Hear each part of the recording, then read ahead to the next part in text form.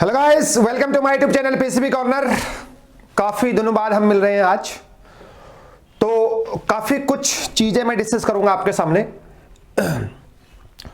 Board exam पास है, 1 महीने का टाइम है, तो मैं आज क्लास 10th और क्लास 12th वाले जितने भी बोर्ड एग्जाम के स्टूडेंट हैं उनके बारे में कुछ डिस्कस करूंगा कि आपकी तैयारी कैसे चल रही है और व्हाट टू डू और कितना कंटेंट बोर्ड एग्जाम में हम कैसे लिखेंगे और मैक्सिमम जो मार्क्स है ना वो कैसे हम गेन कर सकते हैं उसके बारे में आपको कुछ डिस्कस करूंगा। तो देखो, 1 महीने का टाइम है, ठीक है। आज 17 है, तो 15 after 15 Feb you will face board exam. तो 15 फरवरी के बाद जो है ना आपके बोर्ड एग्जाम के पेपर हैं, तो अभी लगभग आपका मान सकते हैं कि 1 महीने का टाइम है। देखो, मुझे पूरी उम्मीद है और भरोसा भी है। देखो, आपने जो है ना कंप्लीट कोर्स जो है वो यहां पर कंप्लीट कर लिया होगा, चाहे वो फिजिक्स है, केमिस्ट्री है, बायोलॉजी है, मैथमेटिक्स है, या 12th वाले का मैं बात कर रहा हूं, चाहे वो इंग्लिश है, हिंदी है, फिजिकल, जितने भी आपके सब्जेक्ट होते हैं ऐसे आपके 10th क्लास के हैं और जितने भी आपके सब्जेक्ट है आपको कम से कम 2-3 बार तो आपने उसको रिविजन कर लिया होगा और आपके प्री बोर्ड भी चल रहे होंगे और आपके जो मॉक टेस्ट भी आप घर पे जो है सैंपल पेपर जो है मॉक टेस्ट वो आप लगा रहे होंगे, क्योंकि आपका टारगेट एक अच्छा मार्क्स परसेंटेज गेन करना है, जो कि एक बहुत अच्छी बात है। उसी के बिहाफ पे जो है ना मैं यहां पर कुछ चीजें मैं आपको बताने वाला हूं। देखो, यहां से 1 महीने का टाइम है, मोर देन इनफ। 1 महीने का टाइम जो है रिवीजन के लिए ना बहुत ज्यादा होता है। इसमें आप कम से कम देखो, जैसे फिजिक्स है, मैं बेसिकली 12th के बारे में सबसे पहले बात करूंगा। फिजिक्स है, 2 बुक है ना, इलेक्ट्रोस्टैटिक एक यूनिट है, फिर उसका मैग्नेटिज्म है, फिर कैपेसिटर और करंट वाले चीज है, ठीक है, फिर ऑप्टिक्स है, फिर मॉडर्न फिजिक्स है। इसको आप इस तरीके से आप डिवाइड कर सकते हैं। एक दिन का आप ऑप्टिक्स रिवीजन करो, दूसरे दिन आप मॉडर्न फिजिक्स रिवीजन करिए, तीसरे दिन आप जो है ना इलेक्ट्रोस्टैटिक वाला रिवीजन करिए, चौथे दिन मैग्नेटिज्म, और बचे हुए चैप्टर एक दिन में आप रिवीजन कर सकते हैं। इस तरीके से आपके पूरे महीने में पांच दिन में अगर आपका पूरी फिजिक्स अगर रिवीजन हो रही है तो इस हिसाब से आपके मतलब कम से कम 3-4 बार तो फिजिक्स जो है ना यहां से आके दोबारा रिवीजन हो सकती है फास्ट ट्रैक मोड में। मैं उनके लिए बात कर रहा हूं जो बहुत बार 2-3 बार रिवीजन कर चुके हैं, ठीक है, और साथ क्योंकि आपके पास बहुत टाइम है भाई, देखो है नहीं, आपके प्रैक्टिकल चल रहे होंगे और स्कूल में जितने भी प्रैक्टिकल दे रहे हैं किन्हीं के हो गए होंगे, किन्हीं के चल रहे होंगे, है नहीं, आपके पास इनफ टाइम भी है। सुबह का टाइम है, दिन का टाइम है, शाम का टाइम है नहीं है, ये सिर्फ पढ़ाई करने का टाइम है। रिवीजन करिए जितना टाइम हो सके, है नहीं है। तो ऐसे केमिस्ट्री भी है, ऑर्गेनिक केमिस्ट्री की आपकी सेकंड बुक है, उसको आप एक दिन में खत्म कर सकते हैं। 4 चैप्टर है और बायोमोलिकुलर से थोड़ा बहुत आ रहा है, तो आप इस तरीके से आप पढ़ाई कर सकते हो। एक दिन का चैप्टर है वो, पूरी जो एक दिन के ऑर्गेनिक केमिस्ट्री में आप पूरी ऑर्गेनिक केमिस्ट्री जो है वो एक दिन में आप रिवीजन कर सकते हैं। अगर आप सुबह बैठो चाय नाश्ता लेके, बिल्कुल नाश्ता करके अगर आप बैठो, उसके बाद अगर आप रिवीजन करो ना, तो जब तक बायोमोलिक्यूल खत्म नहीं हो जाए तब तक आप वहां से खड़े मत उठो। ये अंदर का आपके जुनून होना चाहिए। रही बात फर्स्ट बुक की, उसमें थोड़े 2 चैप्टर इनऑर्गेनिक के हैं, बाकी 2-3 चैप्टर फिजिकल के हैं, वो 2 दिन में खत्म हो जाएंगे। तो 3-4 दिन में आपकी केमिस्ट्री भी जो है ना ऐसे करके खत्म हो जाएगी, ऐसे मैथमेटिक्स, ऐसे बायो वाले हैं, ठीक है। तो मैं ये उनके लिए है जिनने भाई रिवीजन कर दिया, 2-3 बार रिवीजन कर दिया है, 2 और रिवीजन कर रहे हैं, ठीक है, और जिनका टारगेट जेई का भी टारगेट है, आगे नीट का भी टारगेट है, तो आप थोड़ा सा देखो मेंटलिटी इस तरीके से होनी चाहिए आपकी कि आपको चीजें आ रही हैं, है नहीं है, कि आपको कोई डेरिवेशन आ रहा है फिजिक्स का है, वो आप सोचिए कि मुझे आता है। आपने बहुत 2-3 टाइम तो पहले पढ़ चुके हैं, तो कभी आपके यूनिट टेस्ट होंगे, कभी आपके हाफ ईयरली होंगे, ठीक है ना, तो हो सके 2-3 प्री बोर्ड भी हो गए होंगे इससे पहले। तो आपको मेंटलिटी ये होनी चाहिए कि आपको चीजें आ रही है, तो जल्दी से आपके माइंड में जो है ना वो सेट हो जाएंगे बहुत जल्दी। तो इस तरीके से आप फिजिक्स का रिवीजन कर सकते हो, ऐसे केमिस्ट्री और ऐसे बायोलॉजी और ऐसे मैथमेटिक्स और ऐसे और सब्जेक्ट भी हैं, ठीक है। पीछे में नहीं हटना है।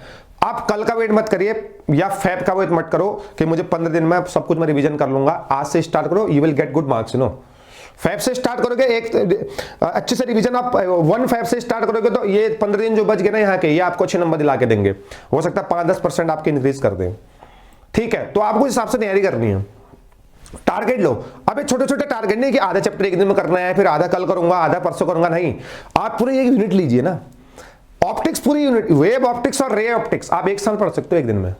ऐसे मॉडर्न फिजिक्स है। वैसे भी आपका 70% ही सिलेबस है, 30% सिलेबस जो है आपका रिड्यूस हो चुका है, आपको इस बारे में सोचना होगा, तो आपको पॉजिटिव पॉइंट है।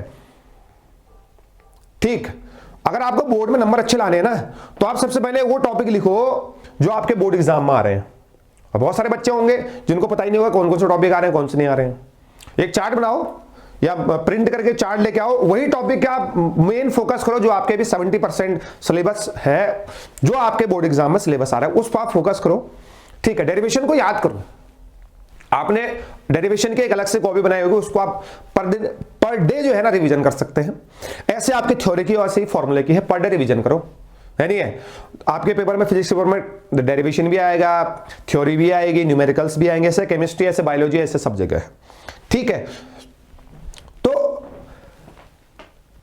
बहुत टाइम है, भी 1 महीना बचता है ना आपके पास, इनफ टाइम रिवीजन के लिए, बहुत टाइम है। आप इसमें बीच में मॉक शाम को जो है ना, जब आपको पूरा फिजिक्स केमिस्ट्री बायोलॉजी रिवीजन या फिजिक्स केमिस्ट्री मैथमेटिक्स आपने रिवीजन कर दिया, या और हिंदी इंग्लिश भी रिवीजन कर दिया, तो शाम को 1-2 घंटा मॉक टेस्ट लगा लो, यानी एक दिन एक का लगा लो, एक दिन एक का लगा लो, एक दिन एक का लगा लो, है नहीं है। और किसने बहुत टाइम रिवीजन करते हो, हर सुबह केमिस्ट्री का लगा लो, दिन में फिजिक्स का लगा लो, शाम को मैथमेटिक्स का लगा लो, फिर बायोलॉजी का बायो का लगा लो।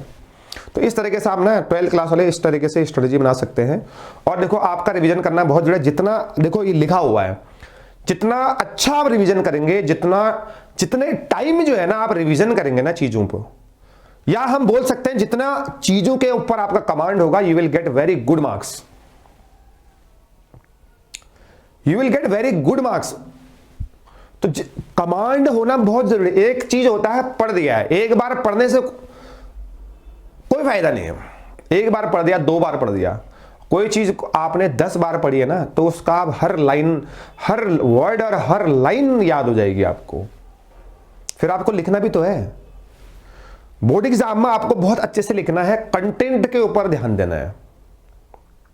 फिजिक्स का अलग है, थ्योरी आपको बहुत सटीक लिखनी है, डेरिवेशन आपको बहुत विथ डायग्राम करना है। डायग्राम जो आप कंस्ट्रक्ट कर रहे हैं उसके बारे में आपको लिखना भी है। न्यूमेरिकल को आपको पहले गिवन डेटा लिखना है, उसके बाद फॉर्मूला लिखना है, उसके बाद आसानी से उसको आसानी से उसको आपको सॉल्यूशन करना है, वो अलग चीज है। आपको ऐसा यूनिट में कन्वर्ट भी करना है। 12th में पहुंच चुके हैं, आप पूछिए मत किसी से कि आपको ऐसा यूनिट में कन्वर्ट करना है, नहीं करना है, करना पड़ेगा। ठीक है, आप उसको ऐसा यूनिट में कन्वर्ट करिए, उसके बाद फॉर्मूले में वैल्यू को पुट करिए, you will get your answer. Very easy. ऐसे बायोलॉजी है नो, बायोलॉजी में तो कोई न्यूमेरिकल तो आएंगे नहीं। कंटेंट, जितना अच्छा आप कंटेंट लिखेंगे ना बायोलॉजी में, उतने अच्छे आपके नंबर आएंगे। कंटेंट आता है करके नहीं होता है, कंटेंट कितना आपका खूबसूरत है, कितनी बढ़िया आपकी राइटिंग है नो, राइटिंग स्किल्स। और मैं तो ये मानता हूं कि आपको 2 नंबर से, अगर आप मोर देन 2 मार्क्स अगर क्वेश्चन आ गया ना, 2 नंबर, 3 नंबर, 5 नंबर, आप हर क्वेश्चन में आप विथ डायग्राम उसको एक्सप्लेन कर सकते हैं, चाहे आपको बोला गया हो या नहीं गया हो। विथ अगर डायग्राम एक्सप्लेन कर देंगे ना, तो एग्जामिनर को इंप्रेशन बढ़ेगा। ये शो करता है कि आपको इंफॉर्मेशन पता है चीजों के बारे में, ये शो करता है। बढ़िया से खूबसूरत सी राइटिंग हो, डायग्राम बढ़िया हो, कंटेंट बढ़िया सा लिखा हो, you will gate 100 out of 100। ये बायोलॉजी ऐसे की जाती है। केमिस्ट्री है, ऑर्गेनिक केमिस्ट्री, कन्वर्जन आएंगे आपको, जितने कन्वर्जन आपको याद है ना, बढ़िया खूबसूरत से रिएक्शन लिखनी है। कोई Williamson synthesis, aldol condensation, HBZ, Cannizzaro, कुछ भी आए, सबसे पहले आप स्टेटमेंट लिखिए। When aldehyde ketone react with dilute base, formation of this। तो ये आप लिख सकते हैं केमिस्ट्री में। फिर उसके बाद नीचे रिएक्शन लिख दो, बेसिक रिएक्शन, 1-2 नीचे उसके एग्जांपल लिख दो। केमिस्ट्री में रिएक्शन ऐसे की जाती है। बाकी न्यूमेरिकल सबके लिए सेम है। केमिस्ट्री में अगर न्यूमेरिकल आ गया, गिवन डेटा लिखो, ऐसा यूनिट पे चेंज करो, फॉर्मूला लिखो, उसमें पुट कर दो। और थ्योरी आएगी, कोलराउस लॉ आ गया, या मोलरिटी किसे कहते हैं आ गया, तो उसको आप बहुत अच्छे से एक्सप्लेन करिए। देखो कोई आपका अगर स्टेटमेंट लिखने के लिए आ गया ना, उसको फॉर्मूला भी लिखिए, भले आप बोला गया हो नहीं बोला गया हो। अगर आपको अच्छे से नंबर लेके आना, ये होता है कंटेंट, ये होता है खूबसूरती, कॉपी की खूबसूरती। एग्जाम में अगर कॉपी पलटे तो वाह मुंह से निकलना चाहिए, और कहीं मतलब मजबूरी हो जाए उसके कई नंबर काटना, तब आपके फुल में से फुल आएंगे। ऐसे मैथ्स है, जितनी आपने प्रैक्टिस करी होगी घर पे, वो आपका रिजल्ट आपके बोर्ड एग्जाम में दिखेगा। मोर देन 10 टाइम 20 टाइम रात दिन प्रैक्टिस करो। ठीक, ऐसे हिंदी है इंग्लिश है। हिंदी का पेपर होता है, जितनी खूबसूरत आपकी राइटिंग होंगी, आपको ऐसे किस तरीके से लिखना है, फॉर्मेट आपको पता होगा, आर्टिकल कैसे लिखना है, आंसर किस तरीके से देना है, लॉन्ग आंसर जो है ना किस तरीके से आप उसको फिनिश करें, स्टार्ट किस तरीके से करना है, फिनिश किस तरीके से करना है नहीं है। पूरे कॉपी में आपको कितना लिखना है, कितना आपको लाइन खींचनी है, ये आपको सब पता होना चाहिए। ठीक है, ऐसे इंग्लिश है नहीं। कंटेंट जितना बढ़िया होगा विथ हेडिंग जो है ना, हिंदी और इंग्लिश तो आपको, अगर लॉन्ग क्वेश्चन है 3 नंबर से ऊपर वाले क्वेश्चन है तो आपको विद हेडिंग जो है ना उसको आपको सॉल्यूशन करना है नहीं। कंटेंट और स्किल्स और राइटिंग, ये हिंदी इंग्लिश में लैंग्वेज में बहुत फर्क पड़ती है। ठीक है, तो इसको आपको देखना है। इस तरीके से आपको क्लास 12th वालों ने जो है ना वो प्रिपरेशन करनी है। Same for 10th also, 10th वाले भी इसी तरीके से आप काम करेंगे। 1 महीने का टाइम बचा हुआ है, 5-6 बार जो है ना आप रिवीजन कर सकते हो।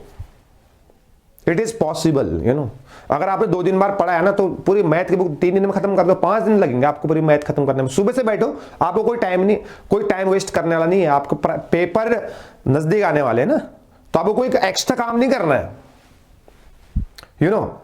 ऐसे साइंस है, साइंस को 3-4 पार्ट में डिवाइड करो, 5 दिन के अंदर साइंस कंप्लीट। एक सेटिस्फैक्शन मिलेगा आपको, क्या मैंने सॉल्यूशन कर दिया। ऐसे एसएसटी है। एसएसटी तो एक ऐसा सब्जेक्ट है जिसमें जो है ना आपकी सोच पता चलती है कि आप उस क्वेश्चन के बारे में क्या क्या जानते हो। सोशल स्टडीज उसमें आपको हेडिंग वाइज लिखना है, हेडिंग बना के बढ़िया सा। जितना आप एसएसटी में खूबसूरत सा लिखेंगे ना है नहीं, हिस्ट्री पॉलिटी उसके अंदर आता है, एसएसटी के अंदर कंटेंट, तो आपके फुल में से फुल भी आ सकते हैं। ऐसे हिंदी भी है और ऐसे इंग्लिश भी है। आपको कंटेंट के ऊपर बहुत अच्छा ध्यान देना है नहीं है, और राइटिंग आपको बहुत अच्छी बनानी है। अगर आपको बहुत अच्छे नंबर चाहिए, बढ़िया नंबर, यहां से भी आपके बहुत अच्छे नंबर आ सकते हैं। आपको चाहे कोई भी स्टूडेंट हो, अभी जिसने मतलब 1-2 बार पढ़ा है या अभी वो रिवीजन स्टार्ट कर रहा है, everyone can get more than 90%, minimum की बात कर रहा हूं मैं। प्रॉपर रिवीजन, राइटिंग स्किल्स पे आपको ध्यान देना है। एसआई यूनिट को कन्वर्ट करना, एसआई यूनिट में कन्वर्ट करना है हर चीज को। एसआई यूनिट में चाहे बोला गया है ना बोला गया हो, फॉर्मूला आप खूबसूरत लिखिए, डायग्राम बनाओ, डायग्राम में आप मेंशन करो नेम को, और खूबसूरत से आपकी राइटिंग हो ना तो आपके बोर्ड में नंबर बहुत बढ़िया आएंगे।